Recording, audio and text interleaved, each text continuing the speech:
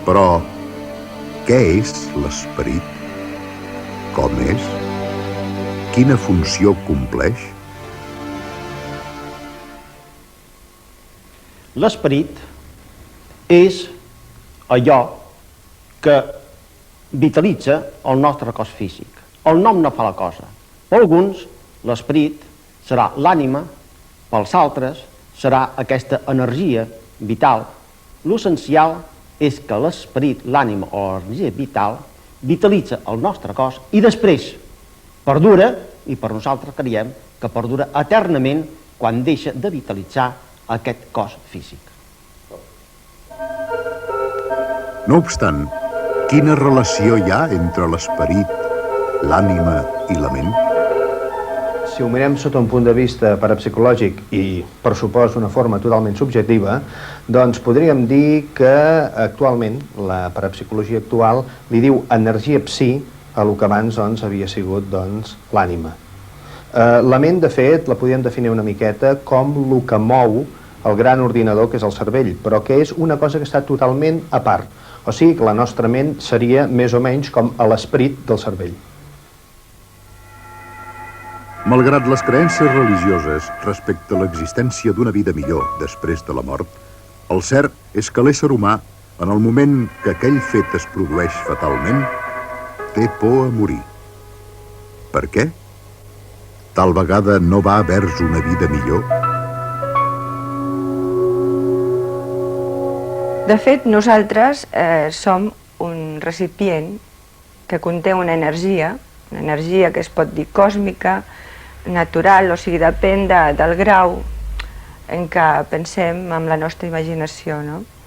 Llavors, la pèrdua d'aquesta identitat com a contenidor d'aquesta energia ens trasbalsa d'una forma que ens crea una inseguretat cap al més enllà que diem.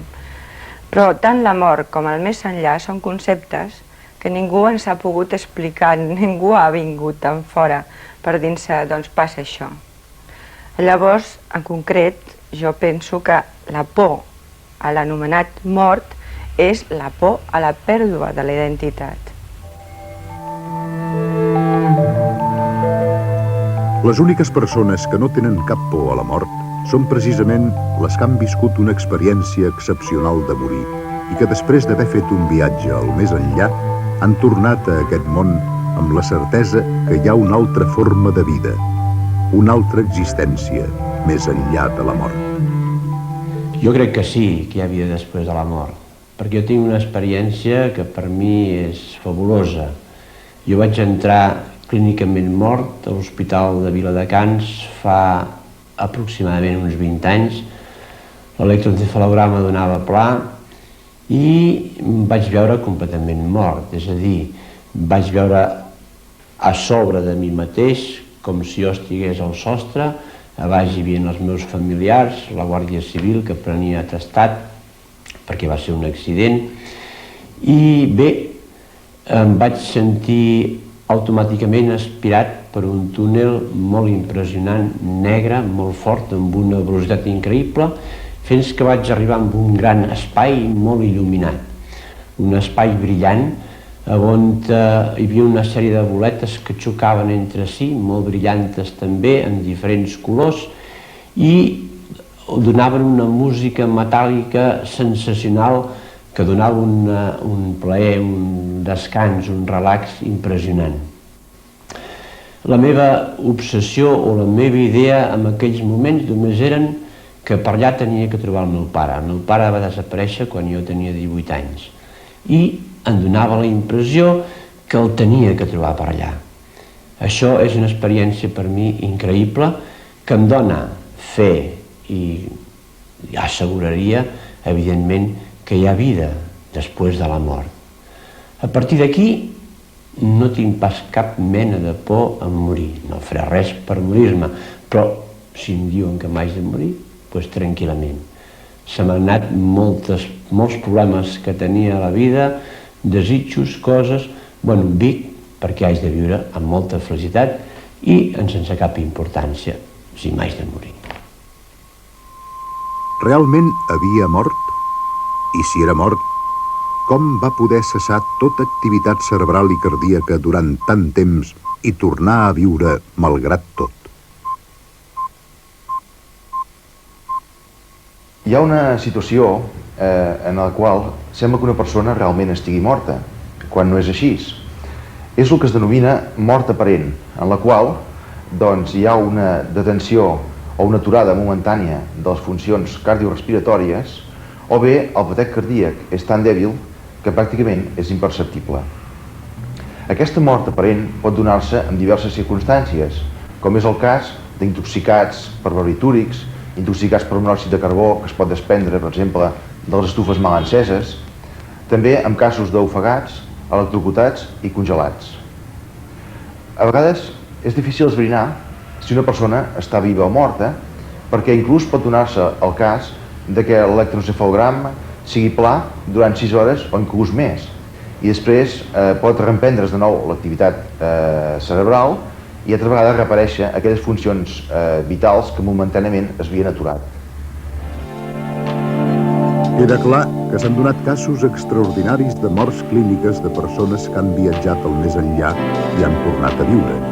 Però els metges reconeixen que aquests viatges al més enllà es produeixen?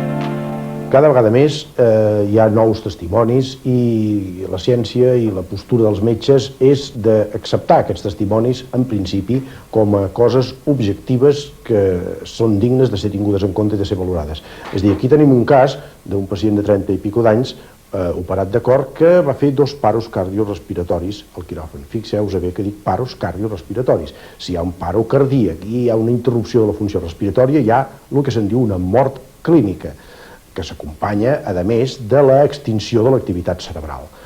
En aquest cas, el pacient, la primera vegada, en el primer paro, es va veure a si mateix flotant pel quiròfan, després es veu que hi va haver unes maniobres de reanimació, després va tornar a fer l'altre atur cardíac que devia ser més llarg i més prolongat i més agressiu per l'organisme, i llavors es va veure en aquest famós túnel que s'explica com a testimoni coherent i que sembla que tothom repeteix el mateix, amb una llum al final, sentint una veu o una força. Aquí no pot precisar si era una veu que tenia força o una força que tenia veu, que li ordenava tornar, i llavors torna a trobar-se en el seu cos a la unitat de vigilància intensiva al cap d'uns dies.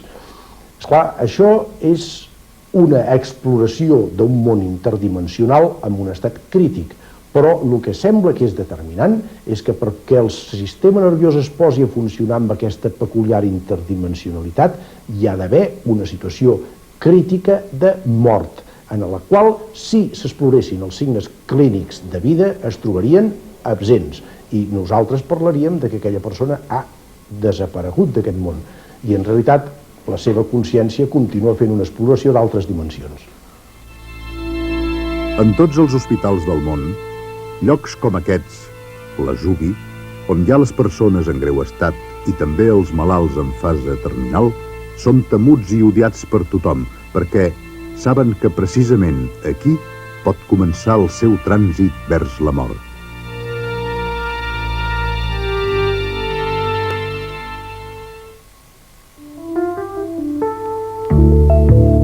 És la senyora Mercè Vivó, que ha viscut una de les més extraordinàries experiències que, com és de suposar, no oblidarà mai més, ja que ha pogut conèixer el que ens està prohibit a la majoria de les persones. L'experiència que jo vaig tindre va ser tota conseqüència d'un part que em va anar bastant malament. Vaig tindre una criatura en una clínica, ja fa alguns anys, en una clínica privada. I el mateix dia que em van donar l'alta en aquesta clínica vaig ingressar a la residència, o sigui, molt greu, molt greu. Llavors vaig estar 2 o 3 dies en estat de coma, vull dir, molt malament, i el tercer dia pràcticament va ser quan em va donar un paro cardíac que va durar uns minuts. En aquest paro cardíac la meva experiència va ser bastant maca, contra el que la gent es pot imaginar, no?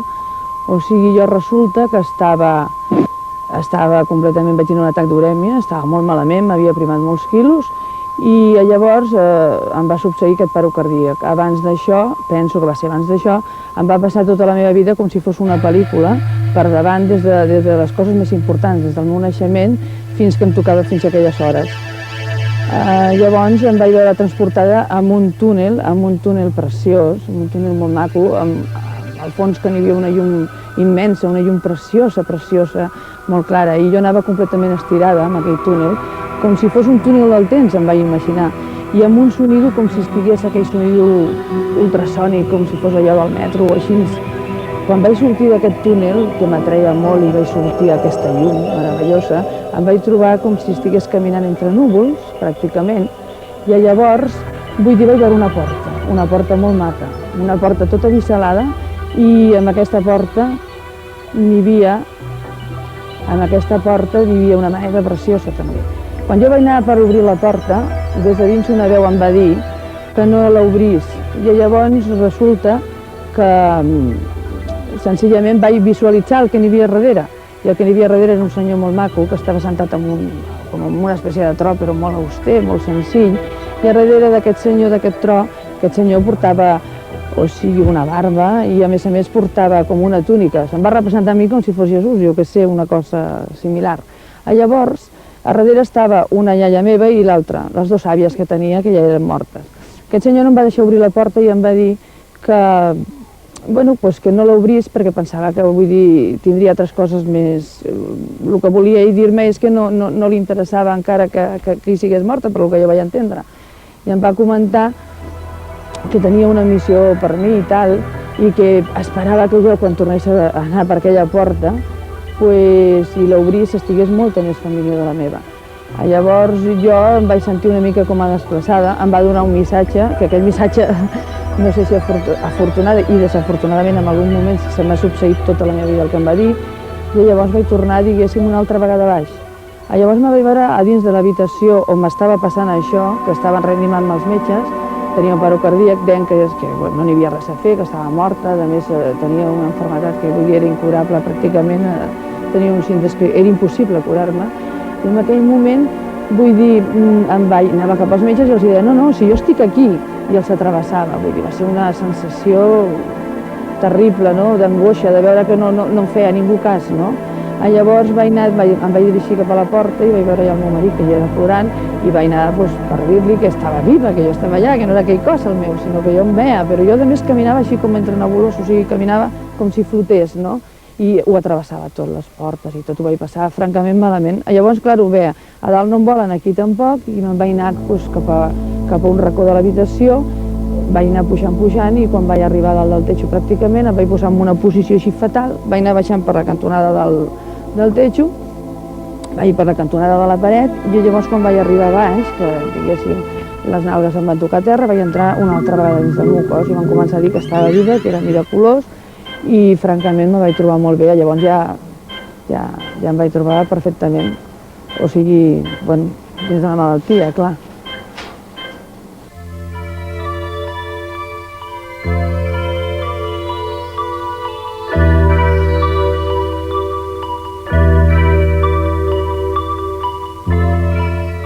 Partint de la base que el que expliquen les persones que han mort diuen que han fet un viatge cap al més enllà passant pel túnel i aquest fet es dona per cert, i si tenim en compte que es va portar a terme una investigació amb més de 6.000 persones repartides per tot el món, ens hem de preguntar què opina la ciència davant d'aquest fenomen que tantes persones per tot el món asseguren que és realitat. Darrerament hi ha una escola capitanejada per Karl Pribram, un eminent neuròleg, neurofisiòleg i neurocirurgià, que ha posat en marxa i preconitzat la teoria del paradigma hologràfic.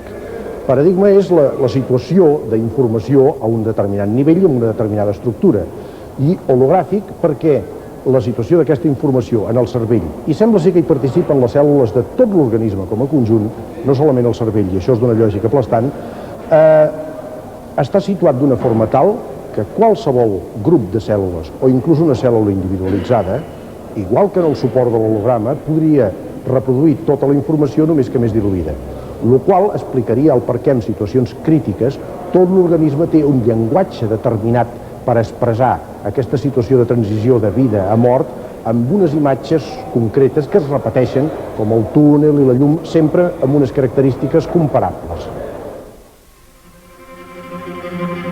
El Els espiritualistes asseguren que l'esperit és el que viatja a l'altra vida, i Cadu es pot veure com en la fotografia que l'any 1911 va obtenir el fotògraf Baraduc quan la seva esposa va morir.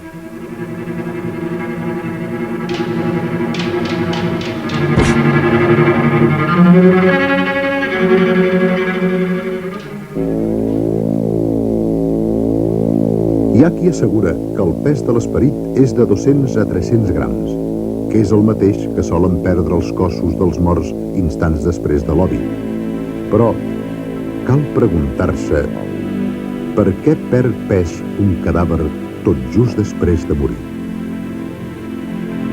Certament, en els moments de la mort o successius a què hagi passat l'òbit, hi ha una pèrdua de pes que pot explicar-se per fenòmens purament físics i concretament perquè es produeix una deshidratació i una evaporació dels fluids orgànics. Aquesta pèrdua de pes és més accentuada quan el cadàver es troba en un ambient calent o molt ventilat. També s'ha dit que hi ha una alliberació d'energia en el moment de la mort, que podria explicar-se, des del punt de vista químic, per fenòmens iònics, pels ions que passen a través de les membranes que tenen una certa càrrega elèctrica.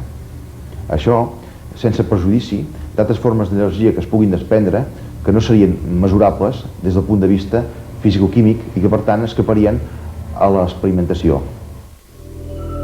Algunes persones, l'esperit de les quals ha fet el transcendental viatge, asseguren haver estat en presència d'un ser omnipresent, identificat com Déu, Crist o Mahoma. Però cal preguntar-se, és tanmateix possible trobar o veure a Déu en aquest viatge de trànsit de la vida a la mort? Sí, és possible veure a Déu en aquest viatge cap a una altra existència. Jo personalment crec que es pot donar el cas d'una persona que vegi i ens ho expliqui. Naturalment, jo ho crec d'una manera personal, no que sigui una cosa certa, sinó com una possibilitat. El que queda clar és que el que viatja al més enllà és l'esperit o l'ànima, i no pas el cos físic. Això vol dir que es produeix un fenomen de projecció psíquica a un altre pla o una dimensió distinta de la nostra. Però cal saber per què es produeix aquest fenomen. Sota un punt de vista parapsicològic animista, podríem dir que podria ser una entrada dintre la nostra ment inconscient, en definitiva, dintre la nostra ment oculta. També podria ser memòria genètica. Inclús està comprovat que moltes vegades podem recordar el moment de néixer. El moment de néixer és molt semblant, també tenint en compte això del tub aquest, la llum que hi ha al final, etc etc. Podria ser que recordéssim aquest moment. També hi ha qui creu doncs, amb l'existència d'uns altres plànols. Llavors, el fet que nosaltres estiguem sintonitzats amb una freqüència determinada no vol dir que hagin unes altres freqüències paral·leles que en un moment determinat puguem accedir amb elles. De fet, és cert que el viatge pel túnel i la visió d'una llum al final pot estar íntimament relacionat amb els genes de la nostra primera experiència en néixer. El túnel de l'úter de la mare pel qual viatgem fins a arribar a la vida.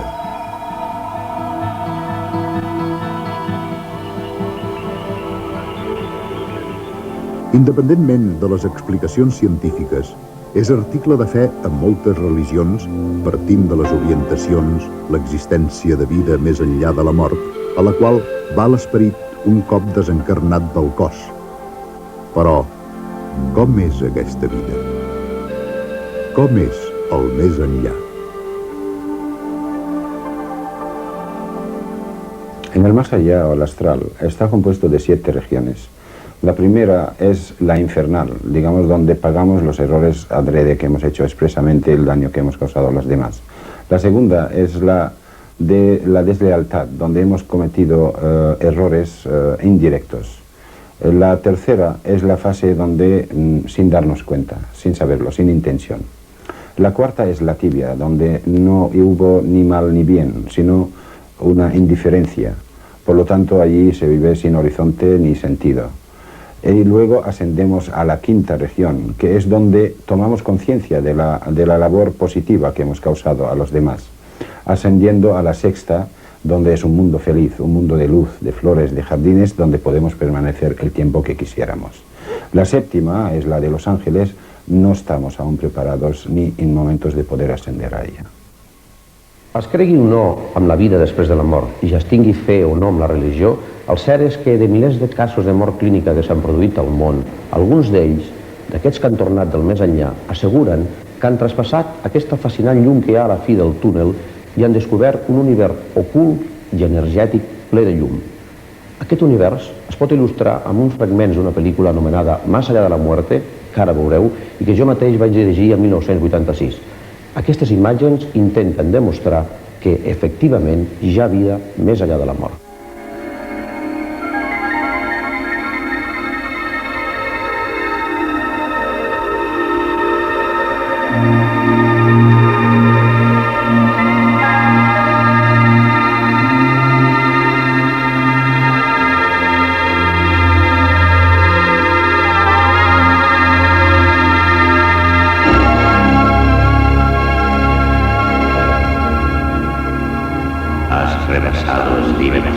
Despiertas del polvo de la tierra.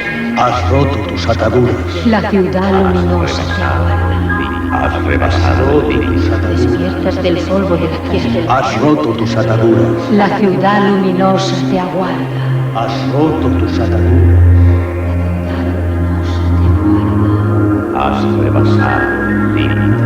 Despiertas del polvo de la tierra.